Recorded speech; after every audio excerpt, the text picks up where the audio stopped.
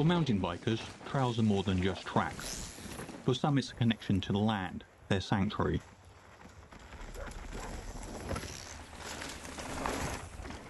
But these connections do not come without friction. The land they ride on is privately owned and the trails are unsanctioned and illegal. The growth of unsanctioned trails has grown at an expanding rate since COVID. Rogue trail builders often working alone in secret crafting illegal trails they want to ride. After time though, the builders have moved on.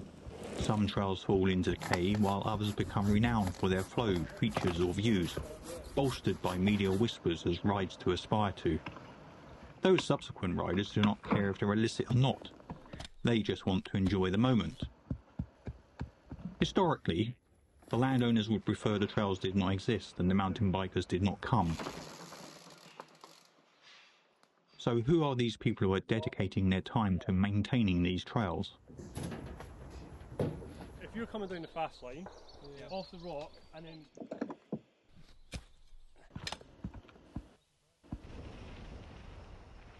My name is Ilya Rudkin and I have been mountain biking for 25 years.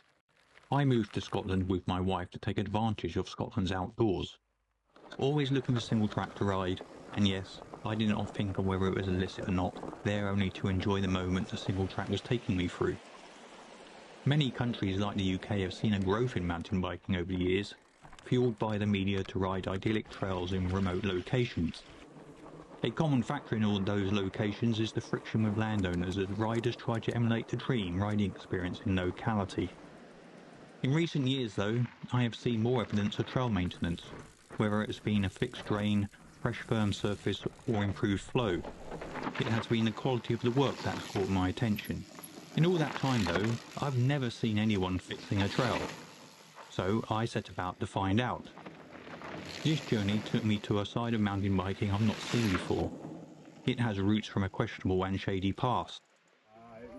I followed a group of mountain bikers for 14 months. I've seen a side of mountain biking that is under the radar for the majority of people, whether it is in this country or others. Rogue trail building and unsanctioned building has been a thing since the inception of mountain biking. I think at the moment we started veering away from riding on the forest roads, jumping onto various bits of single track and then starting to create single track to suit our own needs. That's been a thing since probably the mid-90s, as the bikes have become better and there's more things that the bikes are able to do. That whole unsanctioned trail building kind of world, that's literally created the industry. Think about what mountain biking would be like right now if there was no North Shore mountain biking scene, if there was no golfie at the Tweed Valley. All these unsanctioned trails, which make up 90% of the trails that we ride, that's what's fueled the progression in mountain biking. It's what's fueled better suspension, better gears, and just made bikes so incredibly good now compared to when they were in the 90s. If it wasn't any of the unsanctioned building, I dare say we wouldn't be in the position we are now.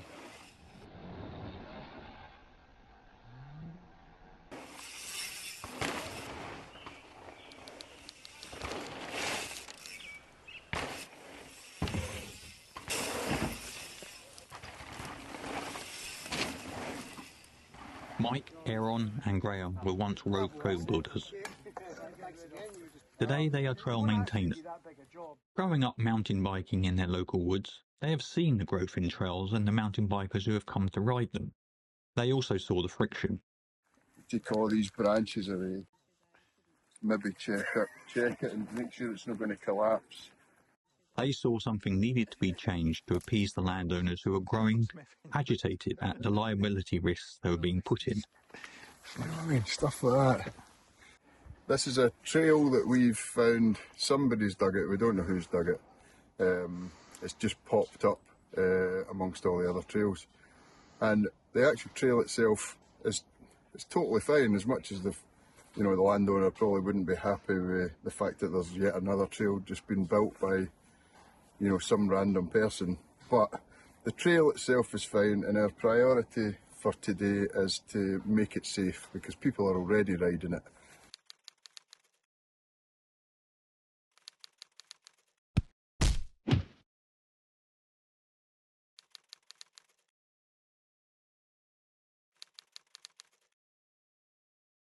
what FLS want is a managed, sustainable network of trails in a woodland, and we don't want proliferation of trails. You know, we want that trail network to stay there and to be safe and to not conflict with any of our operational activities or our wildlife or heritage. There's 5 areas in Scotland's heart of Perthshire and Tayside. Mike, Aaron's and Graham's remit today is not to build new trails, but to manage landowners' expectations and keep over 500 unsanctioned trails in tip-top condition for all to use. Aye, I think we're better spending time opening this up rather than the other one. With several small bands of like-minded volunteers, they lead trail dig events throughout the year. They are the Tayside Trail Association, the TTA, one of the first associations to exist in Scotland.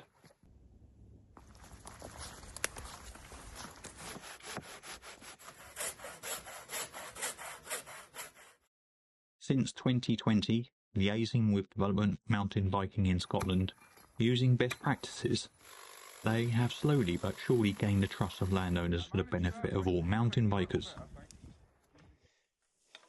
Their hours of toiling with basic tools goes unnoticed. No one stops. Sometimes appreciated by the occasional rider or holler. Hey.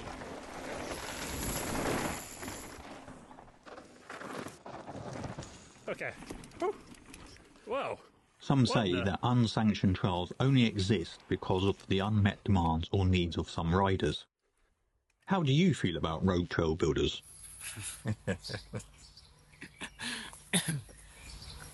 What's important to remember about rogue trail builders is that most people who are legitimate trail builders, even guys who work for trail building companies, probably started out with rogue trail builders. It's a difficult one because there's clearly, because I was that rogue trail builder and we all were, there's nothing quite like finding just a blank bit of hillside that nobody's ever ridden before, nobody's ever taken a set of wheels down. It's a blank canvas and you build a trail from scratch, from start to finish, exactly the way you want it. It's like a dream coming true. Almost the foundation that everything's built on, and as much as we're not necessarily happy for trails to be popping up everywhere, that's almost the pipeline that produces new trail builders, because there isn't like or there hasn't historically been a body you can just go to and be like, I want big trails. I suppose I started like building jumps like most kids do when they're, 7 or 8 years old, just in the woods, and we used to rework the local council built BMX track for our own benefit. Certainly here in the area, there's trails pop up in various places, and just pop up places they should. If you're a 13-year-old kid who wants to build jumps in the woods, you can't jump in a van and travel to Dunkelwald to come to a dig day. Just dig what's on your doorstep. As I got deeper into this journey, I sensed that the adage, build it and they will come, is not the key motivation for the rogue trail builders. They would rather keep their hard-earned trails to themselves to push the limits of their own riding, the dark side. The difference I've seen with these people is they have a different perspective. While they have very similar objectives, they aim for sustainable trails, have a respect for the environment and the landowner's wishes. I love trail maintenance because I love riding bikes on good trails. I love the actual process of fixing a trail. I like the kind of hands-on thing. I love seeing, draining a puddle. I love seeing that water drain off of the trail. I love making good what was bad at one point. But actually, it all just comes down to the fact that I love riding my bike on good trails. Simple as that, really. Bit of a weirdo, and I like the hard work of it. The winter just passed was 300 hours of my time. Just making it look inviting. You look at a picture of the trail afterwards and you think, oh man, I would love to ride down that. It looks fantastic. They're getting up at 8 in the morning, heading off to the woods for 9 and coming back at 4 or 5 depending on when it got dark. I love sorting puddles out. I love just getting my trenching hoe and taking the side off of the trail and watching that water escape from the trail, and then I'll get some stone and I'll build it up and there's no longer a puddle there. Equally, if I'm hearing reports from from Forestry Land Scotland and some of their land managers, things we've done around reporting around storm damage and how that's impacted into their workflows and then how they've approached things. That's pretty satisfying as well. When people at work ask what I do when I'm not mountain biking, Oh, how do you describe that to other people? I mean, So when other people ask what you do for... it's just such a ridiculous thing to try and explain to people that you go into the woods with a bunch of other people and scratch these wee trails in. And it ticks so many boxes for me. It ticks the fact that I'm outside in nature. That alone, through the winter time, is a game changer for your happiness. cut branches back, and what, you do that for free, and what, you don't own the land. It just seems weird, you know. A lot of people don't understand the trails need work because they get used and abused. Sometimes it's the riders that cause the problem, sometimes it's the weather that causes the problem. If you're not a mountain biker, why would you do that? Why is that so enjoyable? Why is that so important? But it really is, and it's undeniable. So as much as trail centres are really good, that's only going to scratch a certain itch, and as much as unsanctioned trails that other people have built, that's only going to scratch a certain itch. Trail building and riding trails and mountain biking, there's a real strong link there. That's the good thing about a trail association, is that as much as we are not out there building hundreds of miles of brand new trail every weekend, we do have the option to do that sometimes. And we also have the option to reconfigure trails that aren't quite working. Kind of scratches that itch, you know, up to a point, but legitimately and with the permission of the landowner. Over the years, I've kind of figured out, you know, there's a correct tool for the job. Some tools will do many jobs, but often you need specific tools to do specific tasks. Probably use saws more than anything else for clearing roots, clearing tree branches. I've got my little samurai blade here. There's quite significant teeth on it. Superb for cutting through trees, and I mean big trees. We have a really heavy duty matic. This is 10mm stainless steel. It's heavy, it's unbelievably good at breaking rock. Trenching hole, brilliant for digging drainage channels, shaping berms. We've also got matics. You have a spade head at one end and an axe head at the other end, making bench cuts into the side of the hill. Shovels, obviously, so if you're building a jump, you need to move quite a lot of earth. My favourite tool, because you can do so much with it. Filter out rock and things like that with it. Thankfully, they're not too expensive if you do break one, because rakes don't last very long, especially if they've been used for cutting in. None of you have mentioned chainsaws. Chainsaws, oh, I wish we could use them. I mean, it would make such a difference. It's probably the missing link. We could get so much more done, we could just be a lot more effective. Everything else is working perfectly. Chainsaws and brush cutters would make such a massive difference.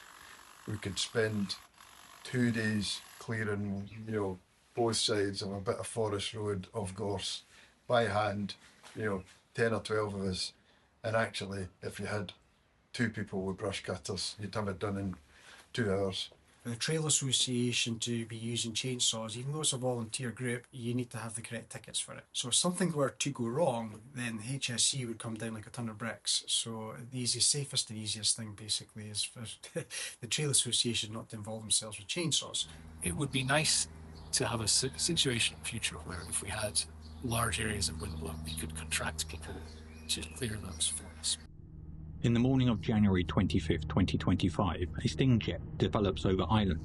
Storm Iowyn, a Category 3 hurricane equivalent, hits Ireland, then the central belt of Scotland. The first ever red warning, a danger to life, is announced in the UK. Record-breaking winds.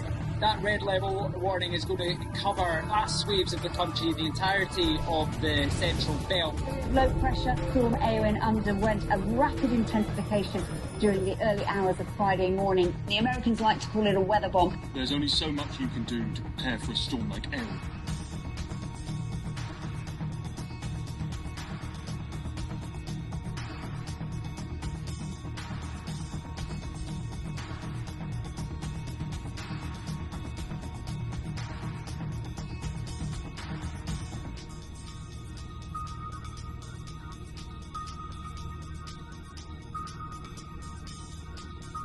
Trail associations coordinate reports sent in. Landowners are notified. The removal of wind-blown trees is hazardous. It may not be practical depending on the landowner's choices. Some areas may never return to what they were. The trail associations immediately get to work fixing the trails where possible. Identified trees are left to the chainsaw contractors. Trails are restored or rerouted. To quote Aaron, "If I were to ring up Forestry Land Scotland a few years ago and ask them to remove some trees for us, we would just be ignored. Today we can have trees removed. A brilliant situation to be in." I subsequently set out to get the perspective of a landowner and their relationship with the TTA. What was their reaction to mountain bikers now asking if they could maintain the illicit trails they had built?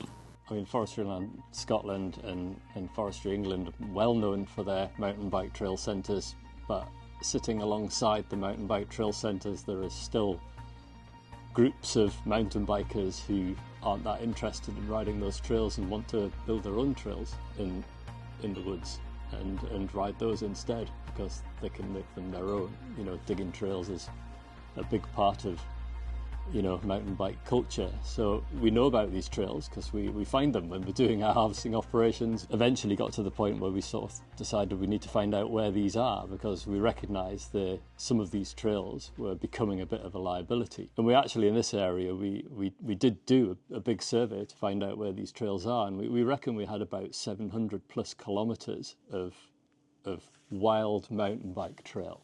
When you sort of think about it on that scale, and you think of landowners and the liabilities that come with those trails, you have a bit of a panic, you know, we need to do something about this. So actually, having the Trail Association guys come along and be able to foster those relationships with the mountain bikers themselves and be able to have those upfront conversations about, well, why is this trail a problem for us? You know, is it because it's in the wrong place, or does it affect this? And be able to, you know, essentially teach these guys as to what the issue is from the landowner perspective, then that's really good. So having a trail association come along and form is a brilliant thing, you know, because it gives us a direct connection into the mountain biking community. You know, we have a set of guys who know exactly what they're looking at and where the issues can lie, and that makes it much easier as a landowner to be able to then manage those issues going forward.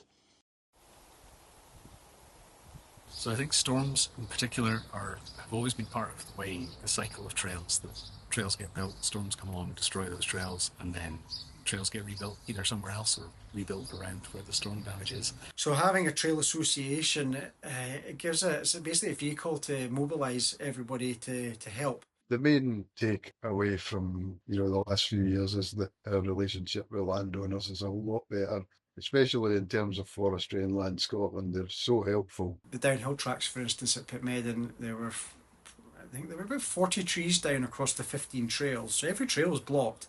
We managed to reopen them within the space of a week through a concerted effort. Things that we just couldn't do. We're just not trained for that. We don't have the equipment. One tree, there was no danger that we could have removed ourselves. Through the work that we'd done, Forestry were quite impressed, came in and dealt with that tree for us within a week of being notified. That would only have happened as a trail association working together. And that gives you an opportunity to do things maybe slightly better. Maybe there was a section that didn't flow quite right, and maybe something didn't drain quite right, or just maybe wasn't a lot of fun. So we can sometimes use storms to tweak things and work around the storm damage a bit more effectively. So there's trails that have survived these storms that would be gone forever, without exaggeration. That's just the fact. In a survey by UK Mountain Bike Rider magazine on Facebook in 2025, it asked how many people ride paths illegally in England and Wales. About 200 riders answered, revealing 98% of them opted for the red pill. Yes, we ride paths as cheeky tracks. This shows, while only a small sample, the demand for technical trails continues. On this journey, I've seen the people behind the trails. I can see their enthusiasm for riding good trails, and I can see they bring balance through collaboration with the landowners, vital for the sustained existence of many trails in Scotland. I am grateful for Scotland's open access code, which has allowed me to explore, ride and fall in love with many parts of Scotland's remote moors, mountains and rivers. In the back of my mind though, what if there is a pivotal event that disrupts all this? A tipping point, such as the incident where a rider broke 3 ribs and a vertebrae on a road trail in woods just a few miles from my home. It felt like a pivotal moment. What would the landowner do now? At another local wood close to me, all the trails I loved to ride there are now gone, destroyed by successive storms and the subsequent harvesting of the wind-blown trees. However, someone, though I do not know who, is starting to build trails there again. Trails, like plants, are starting to reappear. It has been seen even with a trail association in place, it does not stop road trails popping up. As long as there are new mountain bikers, a desire to ride something challenging locally, road trails will continue to emerge, to satisfy that certain itch. Maybe by word of mouth, it will bring about its popularity or its demise. I may never know who those road trail builders are, but I will continue to ride their trails.